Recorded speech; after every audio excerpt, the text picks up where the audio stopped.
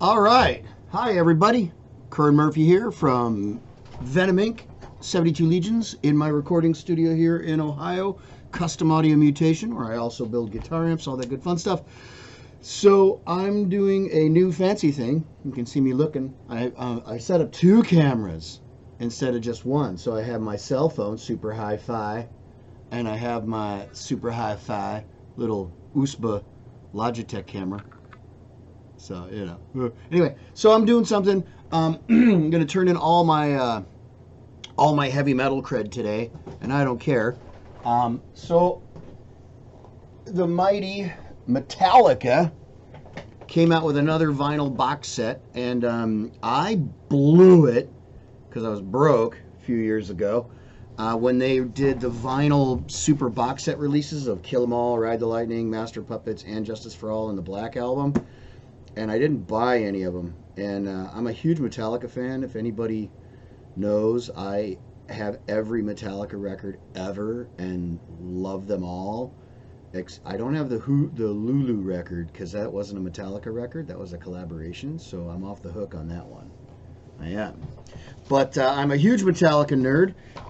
It's Metallica's fault that I've ruined my life with heavy metal music, that I play guitar, that I have a recording studio, that I get to play in Venom Inc. and 72 Legions, and blessed with touring the world and all the fun stuff that I get to do because of music. And it all started with Metallica and wanting to be James Hetfield.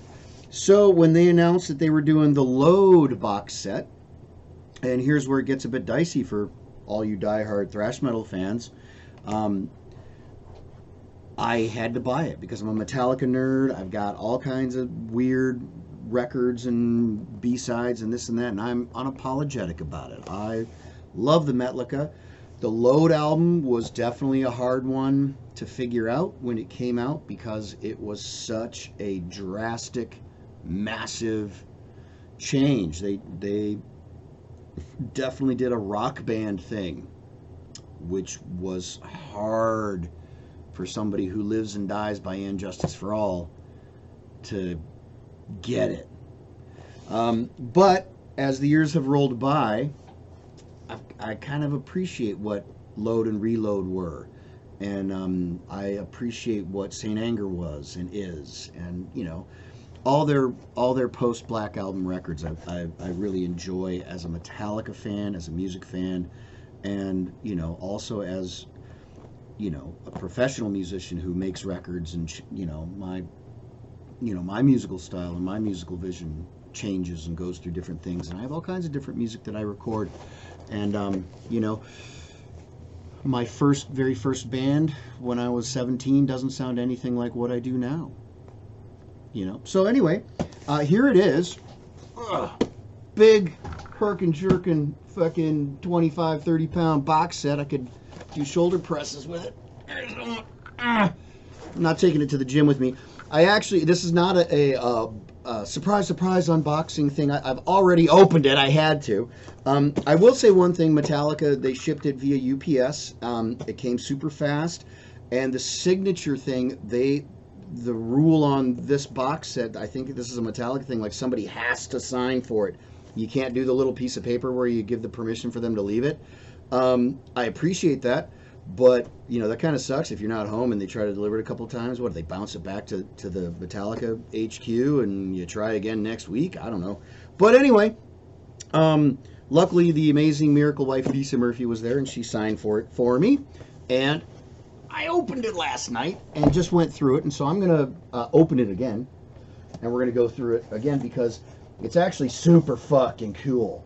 So Lisa was also really excited about it. So she already opened up the big box thing and took the little cellophane thing off and crunched it up, which I was like, hey, I was going to save that. So it's the cellophane brag sheet. So there's this thing here, which shows 1,839 minutes and 31 seconds of music. They're calling it the kitchen sink edition of the Load album. It's actually very, very humorous. I think it's funny. I feel like that's definitely either like a Lars goof, like a joke, or a James kind of joke, where you know, they're being smartasses about how much shit they crammed into this box set. On the one hand, it might be something like, hey, if we put a whole bunch of extra shit in there that's not just, you know, like the kind of standard, people will want to buy it, fans will want to buy it because, you know, maybe it's the least popular Metallica record of ever. I don't know. I know it sold a few million copies. Nothing like the Black album. But it came cellophaned and has this big crazy breakdown of everything that's in there. It's insane. It's literally ridiculous. It's 15 CDs, 6 LPs, 4 DVDs, and 245 unreleased tracks, and loads more. So there's, you know, there's live shows, there's behind the scenes stuff. So yeah, here it is. Check it out. So Metallica, the whole kitchen sink. Very funny. Very, you know, again, smart ass. And it shows that very controversial, redesigned, softened up, blah, blah, blah. But then they had the M Ninja Star thing. You know, again, I don't know. People call it sellout, this, that, and the other, blah, blah, blah. Or a conscious decision to try to break out of that concrete shoe thing, dragging you down of you can only ever, you know, write the same album again and again and again and again and again. And as an artist myself, I don't want to write the same music over and over again. I don't want to, you know, become stagnant and boring to myself. So hopefully the new stuff that I write, the fans of mine will also enjoy. So anyway, here is the 20 pound, 25 pound, 30 pound Metallica Load box set. It's very cool. I'm sorry. I'm a fucking nerd, man. This shit's cool. Making room on the control room desk. It opens up all cute and adorable. It's a little magnet thingy. And the first thing I saw, of course, is the Blood and Semen album cover. Yeah, I mean, for me, I thought it's a cool look, but it's definitely weird. So the artist guy apparently is Captain Controversial Pants. And then the Metallicas in their Cuban pimp suits and whatnot. So shocking look. Definitely rocking the posing. But this is something that I love about vinyl that as a youngster I didn't appreciate. You know, it's a big book and nice heavy cardboard, whatever the fuck. You can read the liner notes and all the cool pictures that, yeah, these were in the CD and stuff, but this is the kind of thing that's been lost with digital streaming. It's been lost with digital downloads. It's been lost with piracy. There's, you know, having the tangible thing in your hands so that Apple can't just load a U2 record on your fucking phone without your permission, thinking that's a good thing, and then take it off. Kind of illustrates the point that if you don't physically have it, you actually don't own it. So I like vinyls. All right, so there's my tirade. So there's the album, Load. I won't go through the track listing. The album's been out long enough for everyone to know. The next thing that was in there was the acoustic ballad country song, Mama Said. You know, it's what I tell people about this record, and it's not to defend the album itself. You listen to this record and you see the band name on there, and fuck, man, this album sucks. Fucking Metallica sucks. They sold out. They're a bunch of fucking jerks and fucking losers and blah, blah, blah, blah. They just won all the millions of dollars. I get it. I get the reaction. I tell people, when you cover up the name Metallica and you listen to this record, it's an incredible rock and roll record. It's a great rock and roll record. Load and Reload are excellent records. The minute you see Metallica, fucking sucks! Dude, what a great... Dude, that one song. Oh, man, great rock and roll. Wow, cool. Yeah. And, you know, that's how I kind of explain why I like these records. How I can like these records to diehard metal fans and the battle vest and patch guys and all that, you know. Again, these guys know how to write songs. They just do, or they wouldn't be here still. They wouldn't still be making records. So cute little 45 vinyl, along with the record vinyl, which is 2 discs, you know, 2 sides, big heavyweight, blah blah blah. The next thing in here is this Metallica Palooza thing, because you know they again more controversy about Metallica. They fucking played Lollapalooza, which, you know, it upset a bunch of alterna kids. How can you have a big corporate rock band on a thing? And it's like, well, you know, all of your favorite grunge bands and alternative bands are on corporate labels and are there to make money. And so who gives a shit who's on your fucking alternative rock thing? But this is super cool. Live in Irvine Meadows Amphitheater in Irvine, California. So it's a live record. And again, with the vinyl thing, this is like 3 discs. This is crazy. So I'm going to start here. You've got James, Jason, and Kirk. Well, where's Lars? Where's Lars? He's on the back with Lemmy. And I think it's kind of cute. You know, I mean, obviously, you know, they're huge Motorhead fans. And so is my bandmate Tony from Venom Inc. That you know, Lars's pictures with Lemmy, and then you open it up and it's the first thing you actually see is James and Lars and Lemmy, and then you get to Jason and Kirk. You know, hey, they're kind of afterthoughts. No, that's me being silly. But this, I don't know. And then the back picture is really cool too. It's got Lemmy on stage with them playing. I don't know which camera looks better. I don't give a fuck. But so, you know, it's obviously a live record. I haven't listened to it. I don't know if I'm going to play the vinyl because there's, with these packs, there's always like a download code to, you know, to download all the material for MP3. So that's the Lollapalooza record. Then this was interesting. I was actually kind of fascinated by this. It's a little cardboard folder with you know, James, his scribbles, and then his little doodle monkeys. I'm assuming that's James. So a bunch of stuff, but it's all the lyric sheets, reprints of all the lyric sheets and how it's all scribbled out and arranged and everything. Oh, and I thought that was an interesting little gimme in there. That's pretty cool. Again, huge nerd. I love this kind of stuff. Like, I watched Year and a Half in the Life of Metallica just about 1 million times. Wore out the tape. I love that behind the scenes stuff. I love seeing how records are made. I love, you know, getting to kind of see what a band is willing to let you see behind the curtain. Almost like a wrestling kayfabe thing, because I'm a huge wrestling fan too. I'm a big nerd of pro wrestling. But I just think it's very, very cool. These little bric-a-bracs.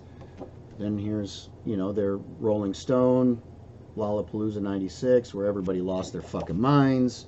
Look at the haircuts. Look at the mascara. Look at this fucking the Brosenheimers are on our tour. Shut the fuck up, you babies. But here's a cute little poster that was in there, listing all the bands that Metallica played with. So super eclectic, and I just think that is cool when you bring when you have a festival and it's a whole bunch of different styles of music, kinds of music. It keeps it fresh instead of, you know, an endless night of blast beats and gore-gut vomit vocals, which I dig that shit too. But I don't know what this is because it's in Saran wrap. I didn't open it yet. So I'll actually peel that off. But oh, look at this. This is why I always buy vinyl. I only buy vinyl because everything almost always comes with a digital download for everything that's on there. So I'm curious about this digital download widget. If it has every single fucking thing MP3'd, I'm gonna find out. I'll maybe do a follow-up on that. So there's my download code. I gotta take care of that today. I'm sure it'll take 6 hours to download if it's everything. All 1,839 minutes and 42 seconds. Whatever the fuck. Alright, so I'm opening this thing up here. Here we go. So this is some type of a... And I'm not a collector, I'm a fanboy. I'm a fucking nerd. So I open my shit because I want to see what the hell this is. Okay, so this is a photo book. And I didn't know that it had all this. So, wow. All right. So, all this, can you guys see any of this shit? Sam Smith, former international promo manager, Mercury Records on promoting Load in Europe. So, a billion fucking pictures. I'm going to pour over this, and it looks like there's interviews with the parts of the machine that helped Metallica make this album come out. Yeah, pretty shocking shit, you know. You got snakeskin pants and weird lilting poses and Jason looking like James Dean. But again, I feel like it needed to be a shock to their system, to the band's system and look and feel, to break the very real, I think, cage that they were in as a band. Because, you know, I can critique every Metallica album as I see fit because it's my opinion. I love them all. Love them all. But, you know, Ride the Lightning, Master Puppets, and Justice for All were very formulaic in the way they were laid out, the way they were presented. You had the fast thrashy opener, you had the title track, you had the slow kind of grindy one, and then you had the ballad, and then you flip the record over, and, you know, everything would end with there'd be an instrumental as the seventh track, then a fast thrashy one was the last track. You'd have kind of a slow medium pace grinder opening the second side, and then, you know, another, you know, maybe medium grinder speedy tune for the, you know, the sixth song, and then they'd be out. They'd tap out and, hey, next album, you know. So breaking that mold, you know, like they did with the Black Album, which was a huge left turn, obviously, and then Load and Reload were an even bigger turn. So breaking up the expectation, breaking up what people tell you is okay to do, that's actually pretty fucking rebellious, pretty fucking rock and roll, pretty fucking true to heavy metal, if you ask me. Even if you don't like the record. And then, check it out. Bubble Pack! Ah, it was worth every penny! Ah, Bubble Pack! Okay, alright. Done being silly. Now we get down to the nitty gritty. Now we get down to... I'm midway through the box, and there are 4 compartments here. I will show you. So 4 compartments of CDs and DVDs. So again, I already opened this the other day. I'm just showing you guys what's in it because it's fucking cool. So there's 1, 2, 3, 4 CDs here, and these, we've got the Load album, and then we've got riffs, demos, session takes, rough and alternate mixes in one of the packs. We've got, and these are what they're calling Shadowcast. So Shadowcast disc 1 and 2, Shadowcast disc 3 and 4, Shadowcast disc 5. So these 5 little bundles right here, these little bundles, are alternate takes, extra songs, arrangement ideas. So I know that Metallica did that on the first 5 album box sets. So I'm curious to see what was going on with that shit. Let's see here. Going in no particular order, there's a patch. You know, that I'll never use. There's some lammies. You know, I don't think I can use those to get into shows for free. And then a little pack of picks and stuff. So, you know, a couple of cute little bric-a-bracs in here. And then we've got, what the hell do we got here? Escape from the Studio 95. Club shows and rehearsals. B-sides and rareties. So, we've got some live shit. Got some B-sides. Had my protein shakes. I'm a little bit burpy. Sorry, folks. Alright, so, you know, some of this stuff is on the Garage Inc. Some radio edits, some soft mixes, a couple tunes I've never heard. There's some Motorhead shit on here that they released on Garage Inc. And then a whole list of cool stuff live. So I'm curious to see how that stuff sounds. You know, that's the one problem with Metallica is their discography is so small for a band that's been around this long.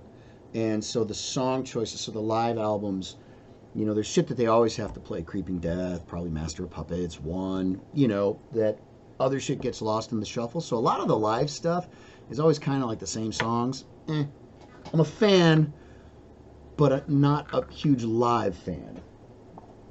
Not that they suck or anything live. I've seen them live twice, and you know, both times blew my world, changed my life. You know. Now what do we got? Studio shit, UK shenanigans, Polar Beats Party. This must be when they played up in Antarctica or whatever. Poor Swedish Me. So there must be a Swedish show on the air and TV. So there must be some DVD stuff, like video type things. Very cool. More live stuff. Maybe it's live DVDs. I don't know. We'll find out when I pop it all in. This is that show in a tent. Oh, shit. Year and a Half in the Life of Metallica Part 3. This has got to be a DVD. Oh, cool. Maybe it's just more.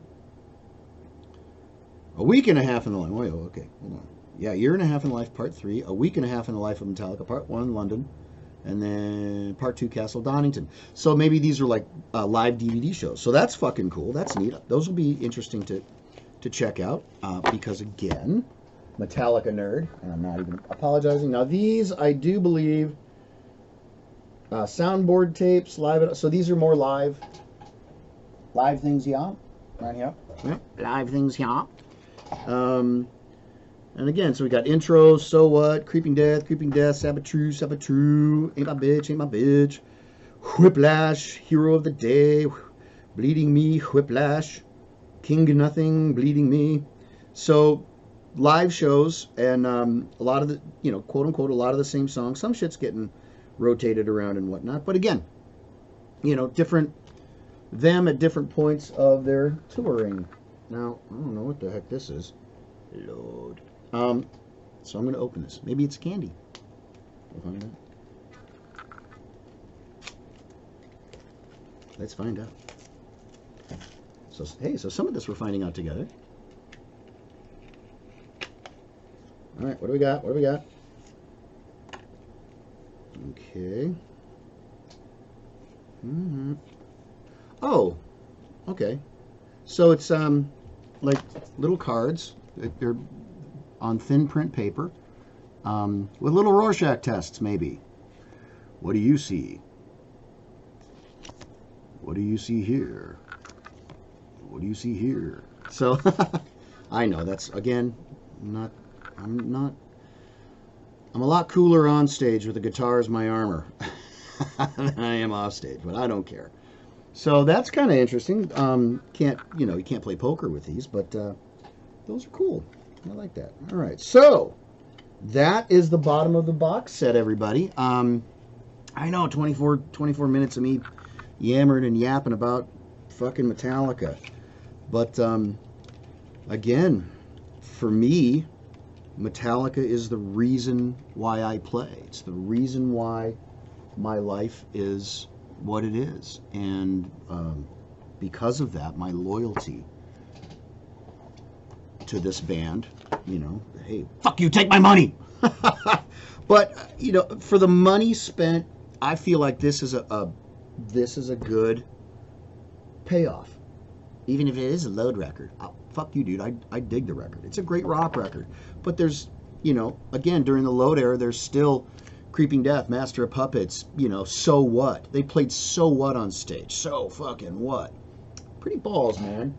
And again, these guys, you know, Metallica has been, you know, the stories I've heard from my time in the business, hanging and touring with the people I've hung out with, toured with, been part of bands, Annihilator, Nevermore, Venom Inc., you know, all the shit that I've done.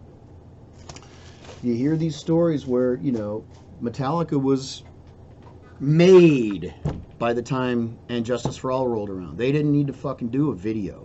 They didn't need to do the Black Album. They didn't need to do Load and Reload and Saint Anger and all that shit. They were already millionaires and comfortable and, you know, buying Ferraris or whatever the fuck people do with all that crazy money. And what's the reason why they keep doing it? Must be because they love doing it. So I can't fault any band for a drastic shift in tone, sound, writing. If you want to be happy, if you want to be creative, you're going to change. It's just inevitable, man. So I love the fact that Metallica survived. I love the fact that they have gone through phases and changes in what they are as a band. They always come home to heavy chugs and down picking, so I love that. And I'm excited to listen to all this. So I'll follow up with a download code thing for everybody. This stupid thing, 25 minutes, that's pretty goddamn long. All right, everybody. If you made it through 25 minutes of me talking about load, if you made it through, congratulations. There is no door prize. Yeah, but maybe this is also an example for other bands that people love, ideas of how to really pay back for your fans, you know, not just get their fucking money, but like, you got their money, but you gave me something cool, and I appreciate the hell out of that. A lot of time, effort, and energy, you know, to put something like this together, you know. So, dig it. Can't wait to hear it. Gonna torture poor Lisa with this shit for at least 6 months. All right, everybody. That's it. I'm out of here. Fuck you. I'm clicking all the buttons. Ah.